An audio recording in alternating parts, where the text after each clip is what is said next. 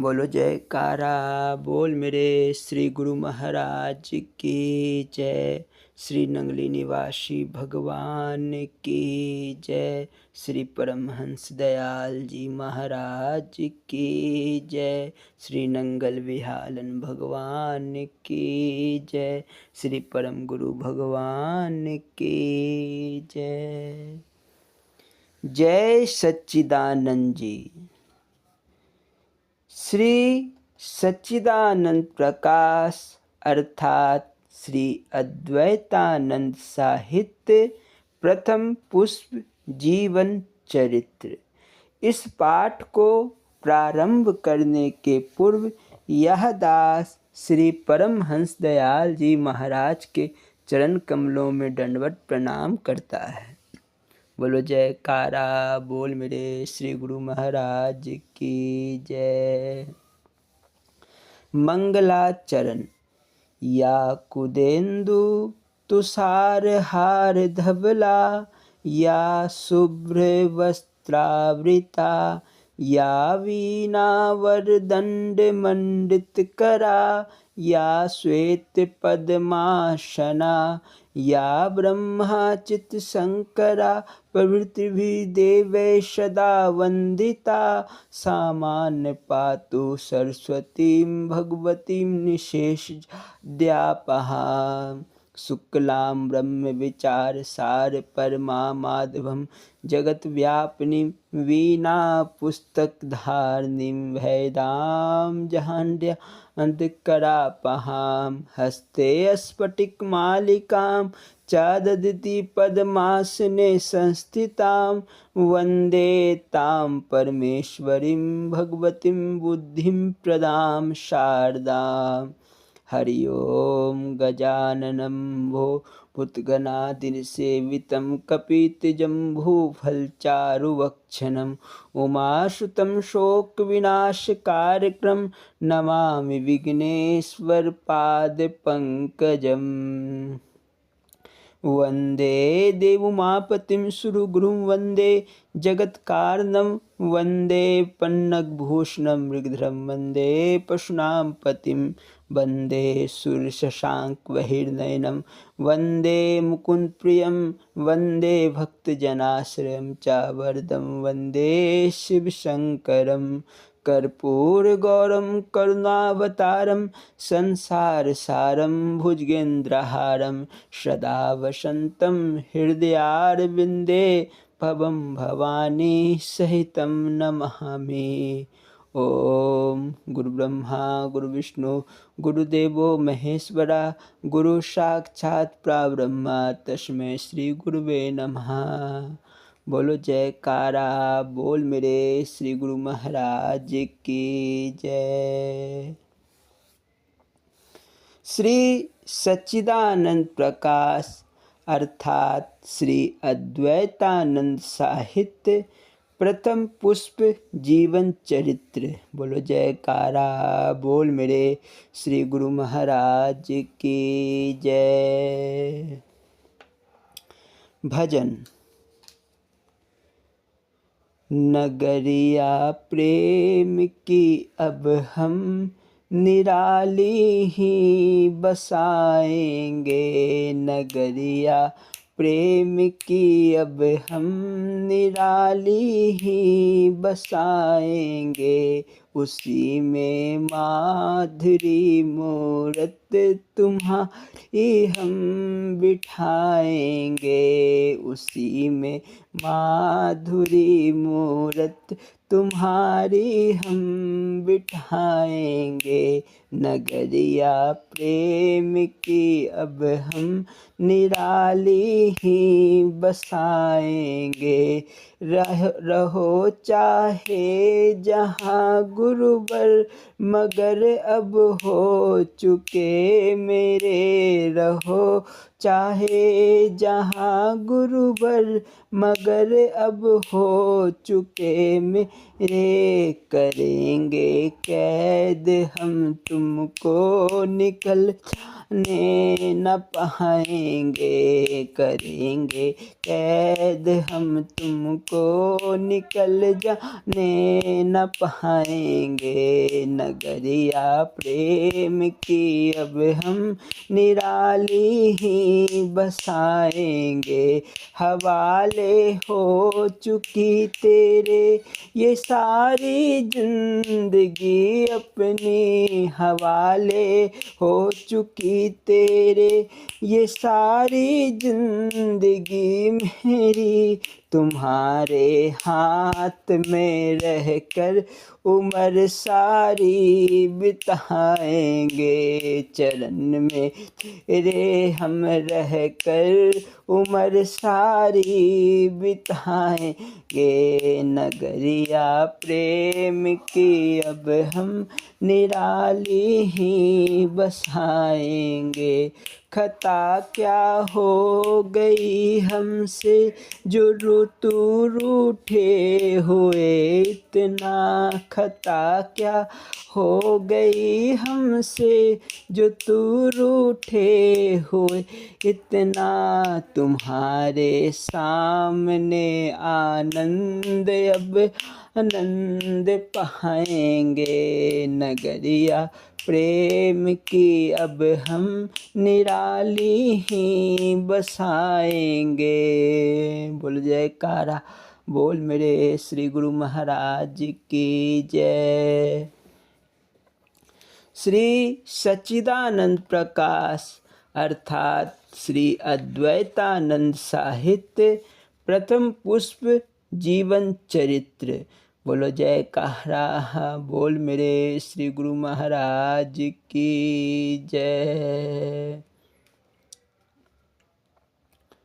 दौलत, ताकत और हिकमत मौत से नहीं बचा सकते। बोलो जयकारा, बोल मेरे श्री गुरु महाराज की जय। एक रोज दीवान स्वामी दास जी शुभ सेवा में उपस्थित हुए। उनके जवान उम्र साहेबजादे का देहांत हो चुका था, इसीलिए सब उपस्थितों ने उनसे मातम पुरसी की, मगर श्री महाराज जी ने इस बारे में कुछ दरियाफ्त नहीं किया। थोड़ी देर के पश्चात बाबू प्रभु दयाल जी साहब से दरियाफ्त किया कि आपको सिकंदर बादशाह की मृत्यु का हाल मालूम है।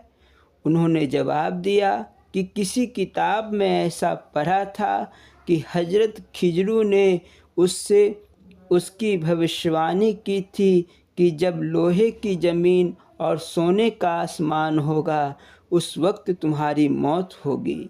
जब सिकंदर बीमार हुआ तो किसी सैनिक ने अपना कवच उसके नीचे बिछा दिया और सोने का छत्र उसके सिर पर साए के लिए कर दिया गया। उस वक्त उसने मृत्यु पाई। आपने कहा शायद यह भी होगा और फरमाया कि जिस वक्त वह बीमार हुआ और आखिरी वक्त के चिन्ह जाहिर हुए तो चूँकि बादशाह समस्त संसार का मालिक था, इसलिए उसने सातों विलायत का खजाना मंगवाकर सामने जमा करा दिया और पहले सातों विलायत के हकीमों को जमा करके कहा कि अगर कोई शख्स मुझको अच्छा कर दे तो यह कुल खजाना उसको दूँ। जब सबने उत्तर दिया तो फिर ज्योतिषियों की तरफ आकृष्ट हुआ और कहा कि अगर तुम किसी तरकीब या स्वर्गदूतों की मदद से मेरी जान बचा सको तो यह खजाना इनाम मिलेगा। वे भी कुछ न कर सके तो फिर तमाम बहादुर योद्धाओं को जिन्होंने बड़े बड़े कारनामे किए थे जमा करके कहा, अगर तुम में से कोई मुझको मौत के पंजे से छुड़ा सके तो इस खजाना को इनाम में पावेगा। उन्होंने कहा, जहाँपनाह, अगर कोई दुश्मन हो तो उससे लड़ सकते हैं, मगर मौत से कोई भी नहीं जीत सकता। जब सब तरफ से मायूसी हुई तो यह ख्याल किया कि मैं शहंशाह, विश्व विजेता और अपनी माँ का इकलौता बेटा हूँ। उसको मेरी मौत का बहुत रंज हुआ। इसीलिए अरस्तु से कहा कि मेरे सब यात्रा के साथ सबको ले जाना और अपनी माँ की तसल्ली के वास्ते कुल हाल लिखकर उसके पास भेजा कि बावजूद इन सब चीज़ों की मौजूदगी के कोई भी मुझको मौत से ना बचा सका। यह बात जुबानी कहला भेजी कि इस खत को पढ़कर तुम कुल आदमियों की दावत करना और जिस शख्स ने रिश्तेदार या संबंधी की मौत ना हुई हो उसको पहले खिलाना। उसकी माँ ने खत को पढ़कर कहा, मेरा लड़का बड़ा अक्लमंद था जो मेरी तसल्ली के वास्ते ऐसा किया। खैर, उसकी आखिरी बात भी कर देखनी चाहिए। इसीलिए तमाम आदमियों की दावत की और उनसे कहा कि जिस किसी का रिश्तेदार या संबंधी ना मरा हो वह पहले खाना खाए। सबने खाने से इनकार किया। किसी ने कहा मेरी माँ मरी है और किसी ने कहा मेरा बाप मरा है। गरज ऐसा कोई भी ना निकला जिसको किसी की मौत का रंज ना उठाना पड़ा हो। इसीलिए उसकी पूरी तसल्ली हो गई और समझ गई कि यह बात टाले न टलने वाला है और सबको पेश आता है। मेरे लड़के का मरना कोई ख़ास बात नहीं है। फिर फरमाया कि जवान आदमियों का मरना और भी उद्देश्यपूर्ण और समझदार आदमियों के लिए इशारा है, ताकि वे समझ लें कि सिर्फ बूढ़े ही नहीं मरते हैं, बल्कि हमसे बाद में जो आए थे वे भी चल बसे। मौत का कोई वक्त नहीं, ना मालूम कब आ खड़ी हो। इसीलिए सब तरफ से दिल हटाकर परमात्मा के चरणों में चित्त को लगाना चाहिए। बोलो जयकारा बोल मेरे श्री गुरु महाराज की जय। श्री स्वरूप लीला संस्मरण श्री श्री गुरु महाराज जी साभार अद्वैत स्वरूप विवेक दयाल प्रकाश एवं श्री स्वरूप दर्शन पाठ समाधि पाद का दूसरा भाग। बोलो जयकारा हाँ बोल मेरे श्री गुरु महाराज की जय। इस पाठ को प्रारंभ करने के पूर्व यह दास श्री नंगली निवासी भगवान के चरण कमलों में दंडवत प्रणाम करता है। बोलो जयकारा बोल मेरे सतगुरुदेव भगवान की जय। ओम। भजन। वक्त जो भी मिला है गुजर जाएगा, वक्त की ना कदर की तो पछताएगा। जिंदगी जो मिले 4 दिन के लिए, इस सरा में न तू बैठने पाएगा। लड़के बाले खिलौने मिले खेल को, खेलते ही खिलौना टूट जाएगा। जो करना हो कर ले यही है वक्त, वरना रावण की भांति तू मर जाएगा। गए लुकमान भी और सुकरात भी, कभी मन का मसौदा न काम आएगा। दासा औरों को समझना अब छोड़ दे, गर न अपने को समझा क्या समझाएगा। बोलो जयकारा बोल मेरे श्री गुरु महाराज की जय। अक्षय भंडार। डेरा इस्माइल खां के भक्त हेमराज जी, जिनका संन्यास नाम श्री स्वामी अखंड प्रेमानंद जी था, ने श्री गुरु महाराज जी के चरणों में कई बार डेरा इस्माइल खां में अपने निवास स्थान पर पधारने के लिए सप्रेम प्रार्थना की। दाता दीनदयाल जी ने इनकी प्रार्थना स्वीकार कर ली व उनके यहाँ निश्चित समय पर पहुँच गए। काफ़ी महात्मा जन व संगत साथ थी। हृदय सम्राट श्री गुरु महाराज जी के विरासते ही सत्संग प्रवचन आरंभ हो गए। यहाँ यह बात स्मरण रखने योग्य है कि जहाँ भी रूहानी शहंशाह श्री गुरु महाराज जी विराजमान होते थे, वहाँ 24 घंटे सत्संग प्रवाह जारी रहता।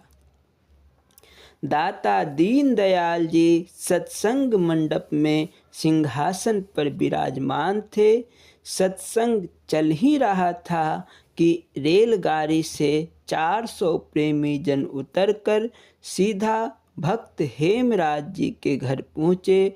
जैसे भगवान कृष्ण की बांसुरी की तान सुनते ही घर के काम काज छोड़कर गोपियाँ दौड़ी चली आती, उसी प्रकार महाप्रभु की सत्संग रूपी बांसुरी की धुन दूर दूर तक बैठे प्रेम दीवानों को अपनी ओर खींच लाती। एक साथ 400 प्रेमियों को घर में आते देखकर भक्त हेमराज जी की पत्नी घबरा गई और भक्त जी से बोली कि लंगर तो केवल 150 प्रेमियों के लिए बनाया गया है, अब जो 400 प्रेमी और आए हैं उनके लिए अलग लंगर की व्यवस्था कैसे होगी। महाप्रभु हर दिल की जानने वाले भक्ताइन की व्याकुलता को जान चुके थे। सत्संग समाप्त होते ही भक्त जी व उनकी पत्नी को बुलाकर पूछा, लंगर तैयार है? यह सुनकर पति पत्नी दोनों एक दूसरे का मुंह देखने लगे, लेकिन महाप्रभु के सामने से कुछ बोल न सके। तब घटघट के जाननहार श्री नंगली निवासी भगवान दाता दीनदयाल जी सब कुछ समझ गए और बोले, जल्दी करो, हमारी आज्ञा है, सारी संगत को एक ही साथ लंगर खिलाना शुरू कर दो। अन्नदाता पुण्य भंडारी श्री सतगुरुदेव भगवान जी की आज्ञा अनुसार सारी संगत को एक साथ ही लंगर खाने के लिए बिठा दिया गया। सर्व संगत ने आनंद पूर्वक भोजन कर लिया तो भक्ताइन ने लंगर घर में जाकर देखा तो सभी बर्तन उसी प्रकार भरपूर थे जैसे लंगर शुरू करने से पहले भरे हुए थे। ऐसा चमत्कार देखकर दोनों हैरान खड़े थे कि श्री गुरु महाराज जी ने उन्हें पुनः अपने पास बुलाया और बोले, क्यों भाई, लंगर पूरा हो गया? यह मुखवाक सुनकर दोनों श्री चरणों में साष्टांग दंडवत प्रणाम करते हुए प्रेम विभोर होकर रोने लगे। तब जगत के पालनहार महाप्रभु दाता दीनदयाल जी ने कहा, तुम तो जरा जरा सी बात पर घबरा जाते हो। इस लंगर से इहलोक तो क्या हम तीनों लोग को तृप्त कर सकते हैं। वास्तव में जो एक साग के पत्ते से विश्वात्मा को तृप्त कर सकते हैं, उनके लिए क्या असंभव है। वे चाहे तो संकल्प मात्र से ही सारी सृष्टि में जो चाहे वह कर सकते हैं। बोलो जयकारा बोल मेरे श्री गुरु महाराज की जय। श्री स्वरूप दर्शन पाठ समाधिपाद का दूसरा भाग। बोलो जयकारा, बोल मेरे श्री गुरु महाराज की जय।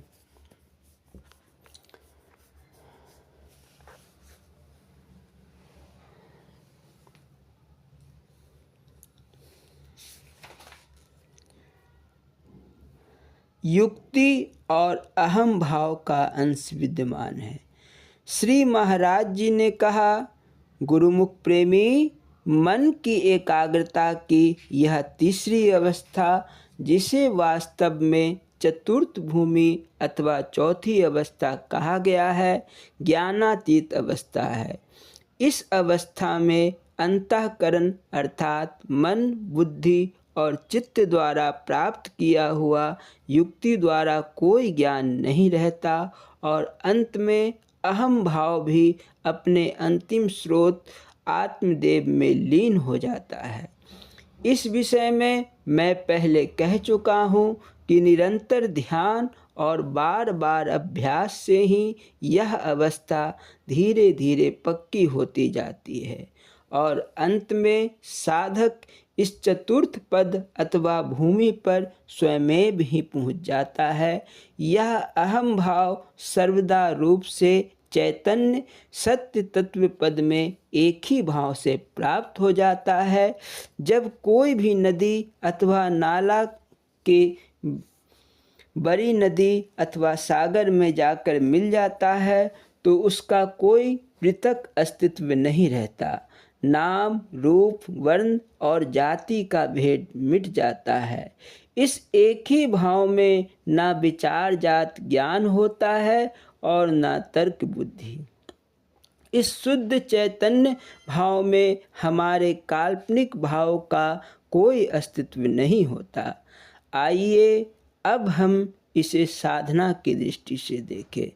साधक को चाहिए कि चित्त में उठने वाले विचार तरंगों को सामूहिक रूप से बंद करके ध्येय वृत्ति में लीन हो जाए और त्रिकुटी मध्य में अंतरिम नेत्र से अपने ध्येय रूप से चैतन्य सत्ता में देखे।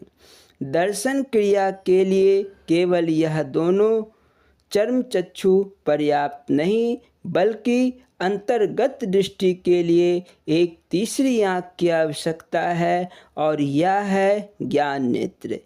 इसी ज्ञान चक्षु से दर्शन किया युक्त समाधि से प्राप्ति होती है और जब जब निष्कर्ष रूप होकर अंतर्गत ध्यान में मग्न हो जाता है तो दिव्य नेत्र की ज्ञान शक्ति अपने दर्शन क्रिया में मग्न हो जाती है। सिमरन रहे कि समाधि की यह अवस्था शून्य अवस्था नहीं होती, बल्कि ज्ञान नेत्र इसी प्रकार दर्शन किया जाता है। जिस प्रकार हम संसार में चर्म चक्षुओं से काम लेते हैं, इसी प्रकार दिव्य नेत्रों द्वारा चर्म चक्षुओं का आवास होता है और सुरती इन दृश्यों में दिव्य विभूतियों को देखते हुए आनंदित होती जाती है। इन दिव्य लोकों के दिव्य दृश्य जो हम यह दिव्य नेत्रों से देखते जा रहे हैं अद्भुत और आनंद रूप है, परंतु यहाँ भी सांसारिक वैराग्य के समान परम वैराग्य की आवश्यकता है। अतः ज्ञान, भक्ति और वैराग्य को इस अवस्था में भी हाथ से ना छोड़िए।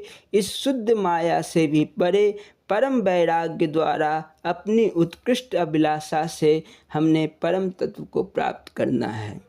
इस शुद्ध माया के जाल में भी उलझ गए तो हमको परम तत्व की प्राप्ति भी ना हो सकती। साधक को इस मार्ग में कई ऐसी आत्माएं देखने में आती है जो शुद्ध माया के जाल में फंसी हुई है। इनको भी छुड़ाकर आगे ले जाइए। हमारा परम आदर्श परम तत्व को प्राप्त करना है। मलिन माया को तो हम पहले ही छोड़ चुके हैं। अब इस शुद्ध माया से भी दिल लगाना ठीक नहीं तो हम अपनी मंजिल से भटक जाएंगे।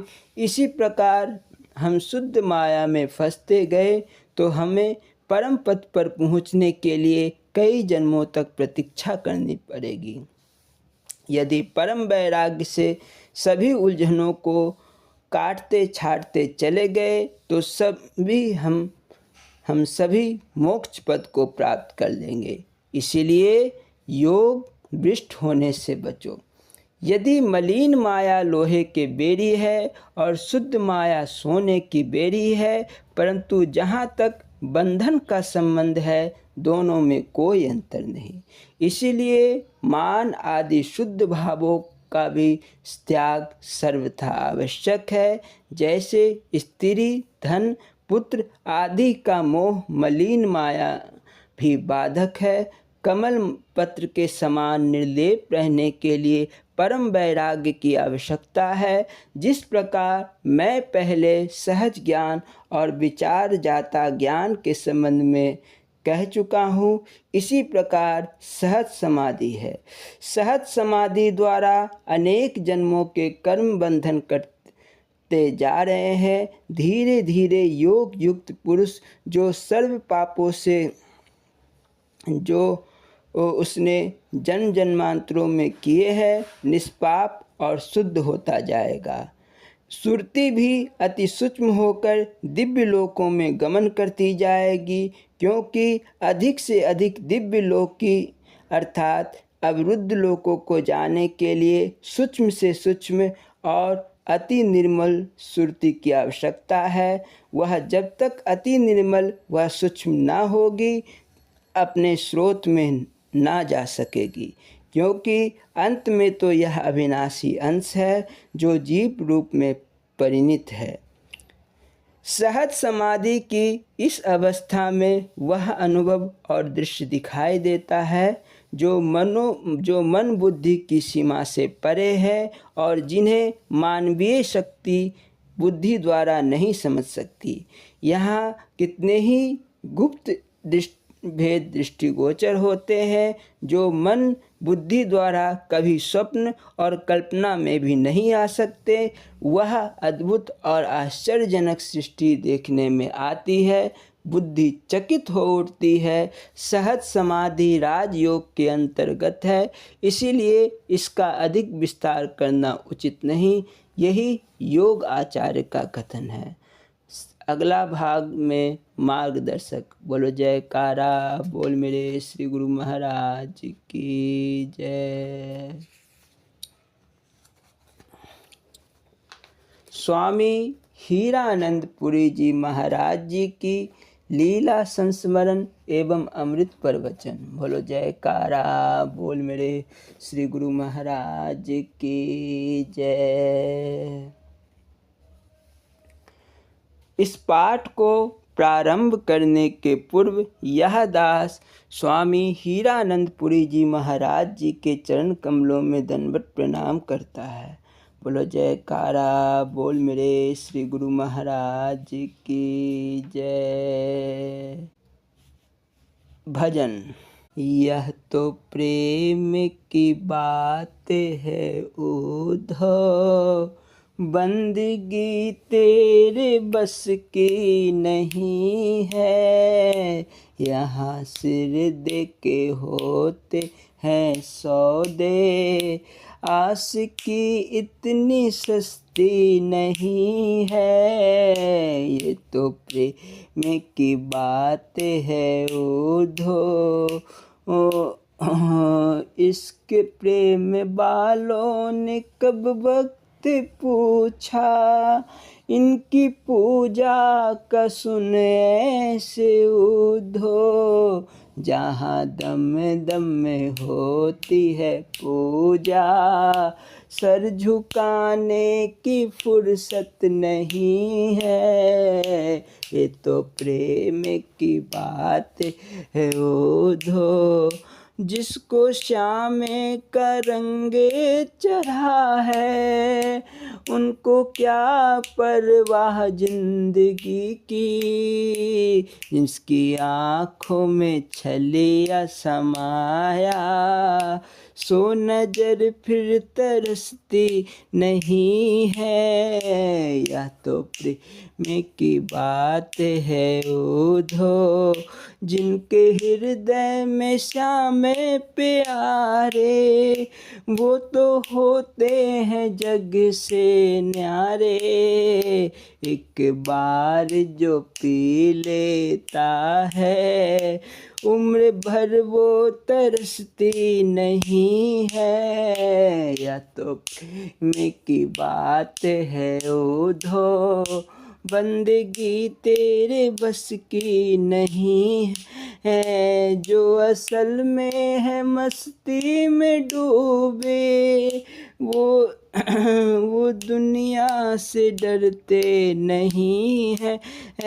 जो उतरती है चढ़ती है मस्ती, वो हकीकत में मस्ती नहीं है। या तो प्रेम की बात है उधो, बंदगी तेरे बस की नहीं है। यहाँ से के होते हैं सौदे, आस की तेरे बस की नहीं है। बोलो जयकार बोल मेरे श्री गुरु महाराज की जय। एक टुकड़ा मछली का। श्री गुरुदास राम सूबेदार सेवानिवृत्त दोरांगला निवासी एक अद्भुत घटना का विवरण देते हुए कहते हैं, यह सन ईस्वी 1948 की बात है। हमारे मोहल्ले में श्री स्वामी आत्मपुरी जी का प्रचार जोरों पर था। बहुत से लोगों ने नाम उपदेश ले रखा था, परंतु स्वामी जी की आज्ञा के विरुद्ध चलते हुए लोग मांसाहार की ओर प्रवृत्त थे। स्वामी जी बहुतेरे समझाते कि मांस, शराब और ताश तीनों नरक के द्वार है, इन बातों से बचो। परंतु भक्त नंदलाल जी के घर के सिवा लोग इस पथ पर चले जा रहे थे। जब सांझ का समय होता तो पास पड़ोस के रहने वाले मछेरे मछली पकड़कर हमारी गली में आ जाते और लोगों में मछली खरीदने की होड़ सी मच जाती। एक दूसरे से पहले खरीदने पर धक्कम पेल हो जाती। आन की आन में मनो मछली बिक जाती। थोड़ी ही देर में यहाँ धूप आदि की सुगंध के स्थान पर मछली की दुर्गंध से सारा वातावरण दूषित हो उठता। कभी कभी तो स्वामी जी नाक पर कपड़ा रख कर गुजरते, परंतु किसी भी काम की अधिकता उसके अंत का संकेत भी हो जाती है। एक दिन मेरे भाई बुआ दास जी भी मछली ले आए। हमारी माता श्रीमती गणेश देवी ने रोज की तरह चूल्हा जलाकर कढ़ाई में मसाला आदि डालकर कटी हुई मछली उसमें डाल दी। मछली पकने लगी। तभी एक चमत्कार हुआ। मछली का एक टुकड़ा उबलती हुई कढ़ाई में से छटपटाकर धरती पर आकर गिर गया। गिरते ही वह टुकड़ा इस तरह तड़पने लगा जैसे किसी ने जीवित प्राणी के सीने में खंजर घोंप दिया हो और वह गहरी पीड़ा से तड़प उठे। यह दृश्य देखकर हमारी माता जी ने भाई को बुलाया। इस प्रकार गली के बहुत से नर नारी इस अद्भुत और रोमांचकारी दृश्य को देखने लगे। कुछ क्षण तड़पने और फड़फड़ाने के पश्चात वह टुकड़ा फट गया, जैसे उसमें तड़पना और कराहता जीवांश उसे फाड़ कर निकल गया हो। इस दृश्य को देखकर हमारे परिवारजनों ने उस टुकड़े समेत बनी बनाई मछली को कढ़ाई से बाहर निकालकर जमीन में लाकर दबा दी और भविष्य में कभी भी मांस मछली का प्रयोग ना करने का निश्चय कर लिया। भोजन आदि पाकर सब लोग स्वामी जी का सत्संग सुनने गए तो उन्होंने जनमानस रूपी गर्म लोहे पर चोट लगाते हुए उस मछली के टुकड़े की कथा बड़े ज्ञान विज्ञानमय ढंग से अनेकों दृष्टांत देकर सुनाई। तभी से धीरे धीरे सब लोगों ने मछली मांस का प्रयोग बंद कर दिया। श्री सूबेदार जी आगे कहते हैं, अब हमारे मोहल्ले में जहाँ लगभग 70 परिवार बसते हैं, मांस मदिरा का प्रयोग नहीं होता। हाँ, 2-4 आदमी अपवाद हो सकते हैं, परंतु खुले में वे भी इसका प्रयोग नहीं करते। पहले यहाँ शाम समय हमारे घरों से मछली की दुर्गंध आया करती थी। अब घर से सुगंधित धूप और ज्योति की पावन लहरें चारों ओर उठती है। यह बात भी ठीक है कि इस मोहल्ले के बहुत से घरों में मुझे भी जाने का सुअवसर मिला है। जैसा सुना है ठीक वैसा ही पाया है। घर घर में श्री महाराज जी के पावन स्वरूप खूब सजा कर रखे गए हैं और दोनों समय धूप ज्योति का प्रकाश और भोजन के समय पवित्र प्रतिमाओं को भोग लगाने के पश्चात ही खाना खाने की परिपाटी एक नियम सी बन गई है। जब भी लोग आपस में मिलते हैं तो उनका विवादन होता है। जय सच्चिदानंद। बोलो जयकारा बोल मेरे श्री गुरु महाराज जी की जय। स्वामी हीरानंदपुरी जी महाराज जी के अमृत प्रवचन ध्यान का तीसरा भाग। बोलो जयकारा बोल मेरे श्री गुरु महाराज जी की जय। ध्यान। श्री गुरु महाराज जी की कृपा अपार है। श्री गुरु महाराज जी जालंधर किस लिए आए अभी यह स्पष्ट नहीं है। कहते हैं किसी खास भक्त से मिलना है, उसे खोजते हुए चले जा रहे हैं, रुकते नहीं। ढूंढते ढूंढते एक गली में रुके और ऊपर जाने के लिए मार्ग देखने लगे। तभी ऊपर से किसी ने नीचे देखा। श्री गुरु महाराज मुस्कुराए। श्री गुरु महाराज ऊपर की मंजिल पर गए। एक भक्त चारपाई पर लेटा है, रंग पीला और बीमार है। आप उसे आशीर्वाद देते हैं। भक्त की आंखों से अश्रुधारा बह रही है। श्री महाराज उसे दिलासा देते हैं। आप वहां से चल देते हैं। 2 दिनों के पश्चात पता चलता है कि वह भक्त निज धाम को चला गया। बाद में पता चला कि वह भक्त अपने जीवन काल में उनसे केवल 2 बार ही मिला था। कैसी अपरंपार लीला है श्री प्रभु जी की। अंत समय आशीर्वाद देना था उसे। बोलना जी हरि ओम हरि ओम हरि ओम। अच्छा, तो अब ध्यान कहाँ करोगे? अपने हृदय में ही करोगे। नाभि से लेकर ऊपर चोटी से 4 अंगुल पीछे तक हृदय ही है, अर्थात यह सब ध्यान की ही जगह है। परंतु ध्यान के एक स्थान को ही जानना चाहिए। आपने विष्णु, शिव, गणेश आदि देवताओं की मूर्तियां देखी होगी। उन सबके मस्तिष्क में तिलक लगे भी देखे होंगे। तिलक में जिस स्थान पर बिंदु लगाया जाता है वही शून्य है और वही ध्यान का स्थान है।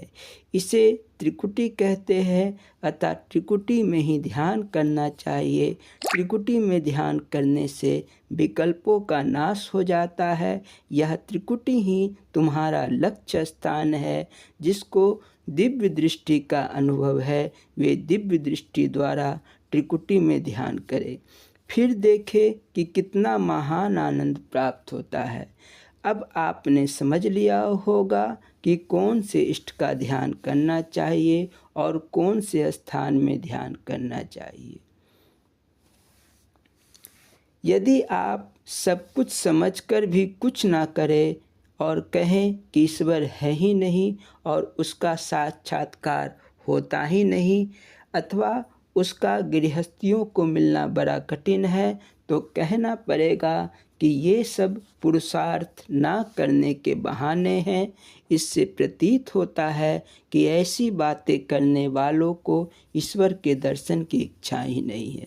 वे नरकों में बिष्टे का कीड़ा बनने का ही प्रयत्न कर रहे हैं। भाइयों, ध्यान के बिना ईश्वर प्राप्ति संभव नहीं है। इसीलिए ध्यान के बारे में और अधिक जान लो। ध्यान 4 प्रकार का होता है: पदस्थ ध्यान, पिंडस्थ ध्यान, रूपस्थ ध्यान, रूपातीत ध्यान। पदस्थ ध्यान उसे कहते हैं जब मूर्ति सम्मुख ना होते हुए भी मूर्ति का ध्यान किया जाए। मूर्ति के सम्मुख बैठकर मूर्ति का ध्यान करना पिंडस्थ ध्यान कहलाता है। रूपस्थ ध्यान के अंतर्गत केवल प्रकाश रूप सच्चिदानंद का ध्यान किया जाता है। रूपातीत का अभिप्राय है रूप से परे। जब किसी प्रकार के रूप से रहित का ध्यान किया जाए तो रूपातीत ध्यान कहलाता है। रूपातीत ध्यान को ही तुरीया पद कहा गया है। वेदों ने इस ध्यान को शून्य का ध्यान कहा है। शून्य आकार, उकार, मकार से परे है। भगवान कृष्ण ने कहा है, निस्त्रिगुण्यो भवार्जुना, अर्थात हे अर्जुन, मैं तीनों गुणों से परे हूँ। जब आप ध्यान में 1 घंटा या 2 घंटे बैठेंगे, उस समय आप तीनों गुणों से परे होंगे, कारण कि आपका ध्यान तीनों गुणों से परे रहने वाले सच्चिदानंद में होगा। वह सच्चिदानंद ज्योतियों की अनुपम ज्योति और प्रकाशों का प्रकाश है। कहा है, हिरण्मय परे कोसे, सोने की तरह उसकी ज्योति की चमक है। यजुर्वेद का मंत्र है, अंगुष्ठ मात्र पुरुषो मध्या आत्मनि तिष्ठते। सच्चिदानंद प्रभु की ज्योति मनुष्य के हृदय में है। सुमिरन सूरत लगाई के, मुख से कुछ ना बोल, बाहर के पट देकर अंदर के पट खोल। यह धोआ ध्यान की स्थिति की ओर ही संकेत करता है। अभ्यासी को ध्यान में पहले त्रिकुटी में जुगनू समान चमक दिखाई देगी या तारा मंडल की तरह रोशनी नजर आएगी। आहिस्ता आहिस्ता यह प्रकाश सूर्य के सदृश दिखाई देने लगेगा। यही ईश्वर के विराट रूप शून्य का ध्यान है। इसी ध्यान में सब कुछ छुपा हुआ है। ध्यानी ध्यान की लगन से ही इसे देख सकता है। केवल थोड़े से पुरुषार्थ की बात है। कहा है, जो ब्रह्मांडे सो पिंडे, जो खोजे सो पावे, अर्थात पिंड और ब्रह्मांड में एकता है। ध्यान द्वारा जहाँ जहाँ जाओगे, जिस जिस स्थान का अनुभव करोगे, उस स्थान के प्रभु का वैसा ही रंग रूप नजर आएगा। ध्यान में आया हुआ स्वरूप, ध्यान में आए हुए लोक, ध्यान में आया हुआ ब्रह्मांड सदैव काल के लिए अजर अमर तथा अखंड रहेगा। ध्यान द्वारा साधक जब चौथी अवस्था अर्थात तुरीया पद में पहुँच जाएगा तो उसे वहाँ आनंद ही आनंद प्राप्त होगा। वहाँ वह आनंद की चरमावस्था को प्राप्त होगा जिसकी तुलना संसार की किसी वस्तु से नहीं हो सकती। आनंद की यह स्थिति शब्दों का विषय है। इसे कोई सच्चा ध्यान ही प्राप्त कर सकता है। इस अवस्था में सुख ही सुख है, ज्ञान ही ज्ञान है। वहाँ ना ब्राह्मण है, ना क्षत्रिय है, ना वैश्य है, ना शूद्र है, ना स्त्री है, ना पुरुष है, ना गुरु है, ना शिष्य है, ना धूप है, ना छाँव है, ना भूख है, ना प्यास है। वहाँ तो जो कुछ है सदैव एक रस है। ध्यान का विषय सरल होते हुआ भी बहुत गूढ़ है, पूर्ण रूप से इसका शब्दों द्वारा वर्णन नहीं हो सकता। ध्यान के आनंद को ध्यान ही जान सकता है और वही इसका वर्णन कर सकता है। ध्यान स्थिर करने के लिए वृत्ति को अंतर्मुख करना आवश्यक है। ध्यान की अंतिम अवस्था समाधि है। ध्यान के लिए चाहिए कि बुद्धि आत्मा के अधीन हो, मन बुद्धि के अधीन हो, ज्ञान इंद्रियों के अधीन हो तथा कर्म इंद्रियां ज्ञानेंद्रियों के अधीन हो। जब कर्म इंद्रियां विषयों तथा ज्ञान इंद्रियों शब्दादि विषयों से निवृत्त हो जाएगी, तब मन के अधीन होगी और मन स्थिर होकर ध्यान में लग जाएगा। ईश्वर को देखने का नाम ही ध्यान है। जैसे जैसे ध्यान बढ़ेगा वैसे ध्यान में विलक्षण तथा अलौकिक वस्तु का अनुभव बढ़ता जाएगा। जो विलक्षण वस्तु ध्यान द्वारा प्रत्यक्ष होती जाएगी वही अध्यात्म का स्वरूप है। जितना अधिक ध्यान करेंगे उतना ही अधिक प्रकाश दिखाई देगा। हृदय में प्रत्यक्ष होने पर अपने से लेकर उस परम ज्योति तक कितना फासला होता है यह ध्यान करने वाला ही समझ सकेगा। ध्यान अपने आप में ही बड़ी विलक्षण वस्तु है। ध्यान ही नरक है, ध्यान ही स्वर्ग है। ध्यान द्वारा ही अज्ञानी से ज्ञानी बना जा सकता है। ध्यानी जन्म मरण से मुक्त हो जाता है। ध्यानी शरीर से आत्मा और आत्मा से परमात्मा बन जाता है। ध्यान की महिमा अपरंपार है। शेष अगले भाग में। बोलो जयकारा बोल मेरे श्री गुरु महाराज की जय। स्वामी परम ज्ञानानंद पुरी जी महाराज जी की लीला संस्मरण एवं अमृत प्रवचन। बोलो जयकारा बोल मेरे श्री गुरु महाराज की जय। इस पाठ को प्रारंभ करने के पूर्व यह दास स्वामी परम ज्ञानानंद पुरी जी महाराज जी के चरण कमलों में दंडवत प्रणाम करता है। बोलो जयकारा बोल मेरे श्री गुरु महाराज की जय। भजन। बोलो जयकारा बोल मेरे श्री गुरु महाराज की जय। मिला है मुझको किस्मत से ख्याले रिंद मस्ताना। मिला है मुझको किस्मत से ख्याले रिंद मस्ताना। पिया करे ताहूँ हरदम श्याम के उल्फत का पैमाना।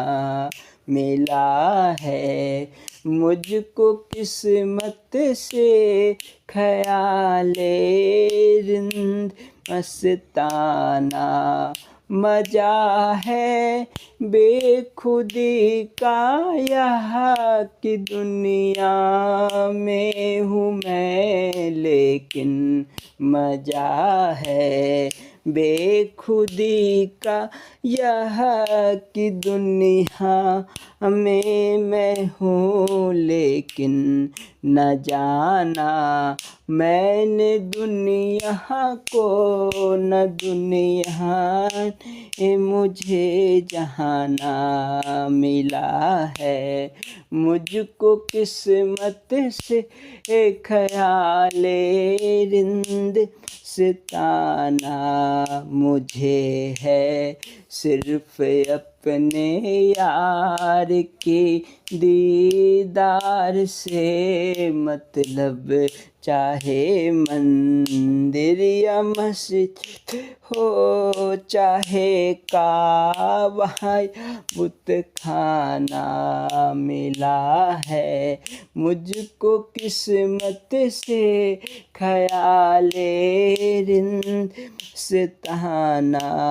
हमेशा बस ये रिश्ता चाहता हूँ प्यारे गुरुवर से हमेशा बस ये रिश्ता चाहता हूँ। प्यारे गुरुवर से मैं उनको दिलरुबा समझूँ, वो समझे मुझको दीवाना मिला है।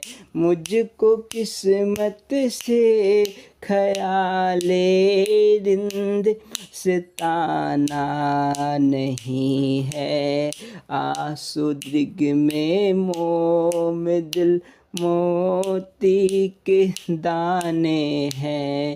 विरह की आग में पर कर पिघल जाता है। हर दाना मिला है मुझको किस्मत से ख़याले रिंद मस्ताना। बोलो जयकारा मेरे श्री गुरु महाराज की जय।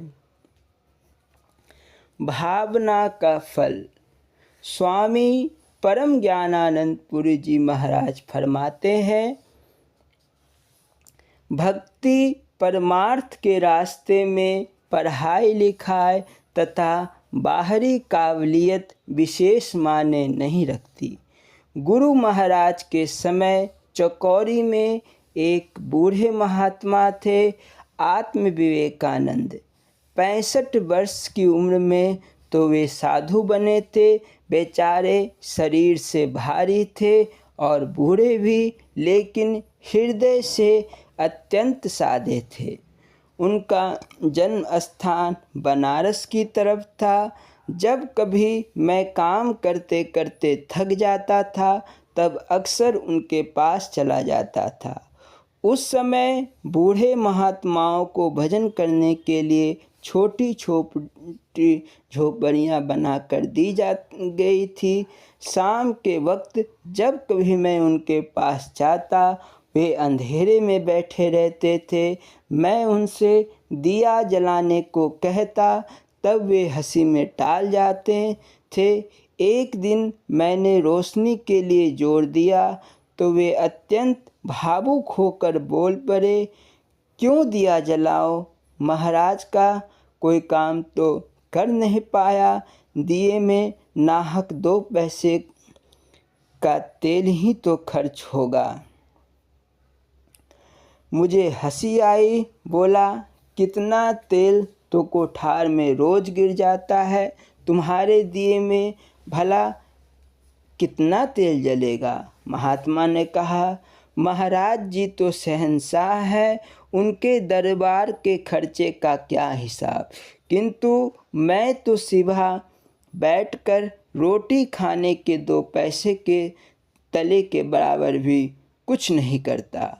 उनकी यह भावना सुनकर मैं बहुत प्रभावित हुआ। मुझसे बड़ा प्रेम था उनका। जब कभी मैं उनके पास जाता तो छेड़ कर उनसे बनारसी बोली सुनना चाहता था। वे बात बात में सरऊ सरऊ कहते, तब मैं खूब हंसता था। वे विशेष पढ़े लिखे तो थे नहीं, कुछ सत्संग करने भी नहीं आता था। देहाती बोली में सिर्फ गुरु महाराज जी की महिमा की 2-4 बातें सुना देते थे।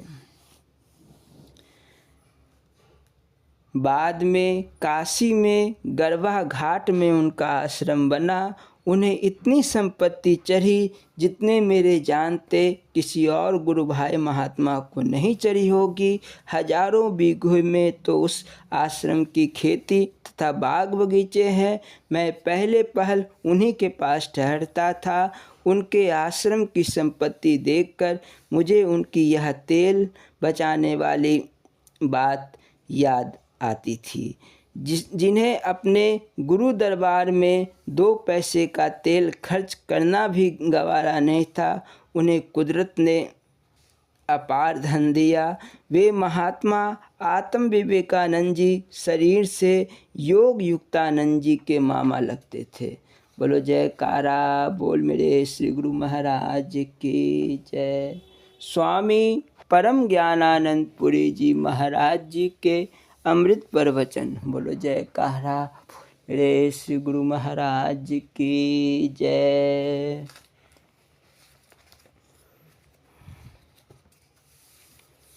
अपनी धारणा पक्की करो। यह प्रवचन चंडीगढ़ पंजाब में दिनांक 29 अक्टूबर 1976 को दिया गया था। बोलो जयकारा बोल मेरे श्री गुरु महाराज जी की जय। बोलना जी हरिओम हरिओम हरिओम। गुरुमुखो, तुम सभी यहाँ सत्संग सुनने की इच्छा लेकर बैठे हो। अगर तुम में से किसी का मन कहीं दूसरी जगह लगा हो तो वह यहाँ से उठकर जा सकता है। बेबसी में पड़कर दबाव बस बैठने से कोई फ़ायदा तो होगा नहीं। अगर तन के साथ किसी का मन भी यहाँ बैठा है और उसे सत्संग में सच्ची श्रद्धा है तो लाभ उसी को होगा। कबीर कहते हैं, मन दिया कहीं और ही, तन साधु के संग, कह कबीर कैसे चढ़े कोड़ी गाजी रंग। तन मन के सामंजस्य के साथ हमारी स्थिति भी अगर महात्माओं की तरह बन जाए तो बात बन सकती है। हम तन यहाँ रखते हैं और मन को कहीं और लगा देते हैं। ऐसी स्थिति में मन पर वांछित रंग आखिर चढ़ेगा कैसे। गुरुमुखो, तुम्हें सत्य को प्राप्त करना है। दुनिया में जितने भी जीव हैं सभी यही चाहते हैं कि उन्हें अखंड सुख प्राप्त हो। सबका उद्देश्य एक ही है, तरीके सबके भिन्न भिन्न हो सकते हैं। उस अखंड सुख को प्राप्त करने को चाहे आत्मा का साक्षात्कार करना कह लो, भगवान को प्राप्त कह लो, मुक्ति मोक्ष का होना कह लो, मतलब सबका एक ही है। कुछ लोग इसकी प्राप्ति के लिए किताबों में उपाय ढूंढते चलते हैं। यह सच है कि ग्रंथों में भी सभी बातें लिखी है, पर यदि कोई मरीज दवा की किताब देखकर अपना इलाज करना चाहे तो क्या वह आरोग्य लाभ प्राप्त कर सकता है? कदापि नहीं। कारण किताबों के पास तजुर्बा नहीं होता और तजुर्बे के बिना किताबों से निदान ढूंढने में परिणाम जरूर उल्टा होगा। एक आदमी अपने खेत में हल जोतता था। उसके बगल के तरबूजे के खेत में एक ऊंट चर रहा था। देवात ऊंट के गले में एक तरबूज आकर अटक गया। ऊंट गिरकर छटपटाने लगा। ऊंट को ऊंट के गले के नीचे रखा और दूसरे से उसकी गर्दन पर चोट मारी। तरबूज फट गया और ऊंट के गले के नीचे उतर गया। ऊंट बेचारा चंगा हो गया। उस हलवाई ने इलाज का यह नया तरीका देखा और सोचा कि यह गले की सूजन की अच्छी दवा है। उसके पड़ोस में एक बुढ़िया को घेंगा हो गया था। बेचारी उसके मारे परेशान थी। हलवाई ने उसके पास जाकर कहा, मैं उसकी अचूक दवा जानता हूँ, अभी ठीक किए जाता हूँ। उसने 2 ईंटें ली और उसके घेंगे पर उसी तरह चोट मारी जिस तरह ऊंट वाले को करते देखा था। वह घेंगा था, तरबूज तो था नहीं। घेंगा तो चोट खाकर फट गया और असह पीड़ा के मारे बुढ़िया की आंखें फट गई। वह तड़प तड़प कर मर गई। यही दशा होती है बिना तजुर्बे के इलाज की। मरीज जब डॉक्टर के पास जाता है तो उसका अनुभव काम करता है, केवल किताबी ज्ञान नहीं। डॉक्टर तुम्हारी नब्ज पकड़ता है और इसकी परख लेता है कि तुम्हारे शरीर की कहाँ क्या विशेषता है, क्या कमी है। इन सब की जानकारी प्राप्त करने के वह किताबों से तुम्हारे लिए नुस्खा तजवीज़ करता है। किताबों में नुस्खे तो एक से एक लिखे हुए हैं। एक ही रोग हीरे का भस्म खाकर भी मिटाया जा सकता है और मामूली जड़ी बूटियों से भी।